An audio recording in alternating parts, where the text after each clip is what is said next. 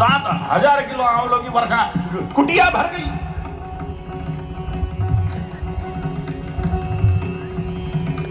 केरल के राजा की रेट ही आ गई, रेट गिर गई, इनकम टैक्स रेट। कहां से आई इतनी संपत्ति? संपत्ति कहां से आई इतनी?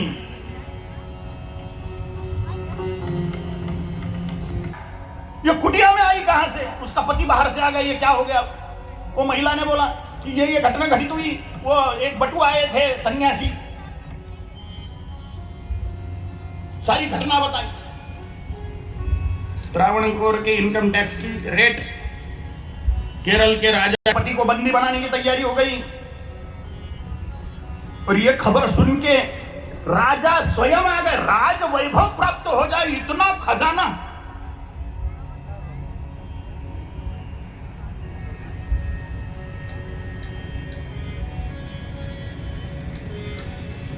कुटिया के बाहर हाथी घोड़े रथ चिंगाड़ने लग गए।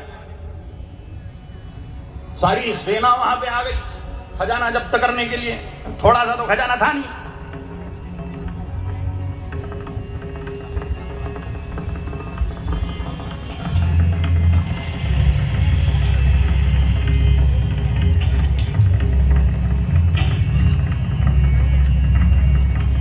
राजा आ गए। राजा ने पूछा, कहां से लाए हो इतनी संपत्ति?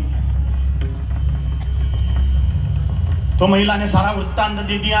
एक 8-9 साल के बटू आए थे, सन्यासी थे, सामान्य बटू नहीं थे, सन्यास दीक्षा हो चुकी थी। उन्होंने भिक्षा मांगी, मैंने आंवला दिया। उनकी आंखों से आंसू झरने लग गए। उन्होंने अंतरिक्ष में देखकर कुछ तो भी स्तुति गाई उन्होंने देवी की।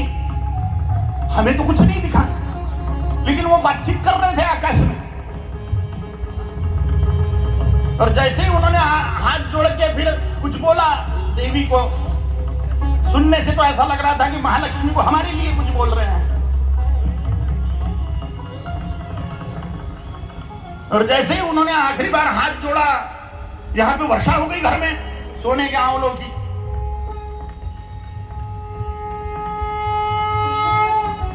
राजा बोले, ऐसा कभी होता है क्या? कुछ भी भंपक चीज, कोई सोने के आंवले की वर्षा होती है? काली। तो बोले, आप बुला दीजिए उनको। पंचक्रोशी में कौन है बटू, कौन सन्यासी है 8 साल का बच्चा? तो सब दूर प्रसिद्धि थी शंकराचार्य जी की। कई राजा वो छोटे से बच्चे से मंत्र दीक्षित थे। उनको बुलाया गया, हाथी पर बिठा के लाया गया। जैसे ही आद्य शंकराचार्य हाथी पर बैठ के नीचे उतारे बच्चे को, राजा ने साष्टांग नमस्कार कर दिया। राजा ने नमस्कार कर दिया, सैनिक सहित सबके सब घुटने टेक के मत्था टेक दिए, मंत्री संतरी सबके सब आद्य शंकराचार्य जी के सामने। राजा ने पूछा, भगवान, ये महिला जो बोल रही है आंवले की वर्षा हो गई और आपने भिक्षा लेने समय देवी से प्रार्थना करी और इनके घर में स्वर्ण आंवलों की वर्षा हो गई, ये सत्य है क्या प्रभु? शंकराचार्य जी बोले, हाँ राजन, यह सत्य है। मैंने महालक्ष्मी को प्रार्थना करी तो महालक्ष्मी ने ही ये धन द्रव्य इनको दिया है, तो इनको पूरी तरह से सुरक्षा प्रदान करिए और इनका द्रव्य इन्हें दीजिए और इनको पूरी तरह से राजकीय सुरक्षा प्रदान करिए। ऐसा बोलते ही हेवी ड्यूटी अकाउंट खुलवाया गया इतना द्रव्य रखने के लिए। राजा ने अकाउंट खुलवा दिया, बड़ी सुरक्षा दे दी, झोपड़ी का महल हो गया। राजा ने करवा दी सारी व्यवस्था। काय का फल है, काय का फल है।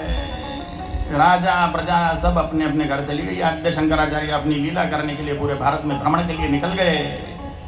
ये घटना क्या बताती है? अगर दान नहीं है तो दरिद्रता ही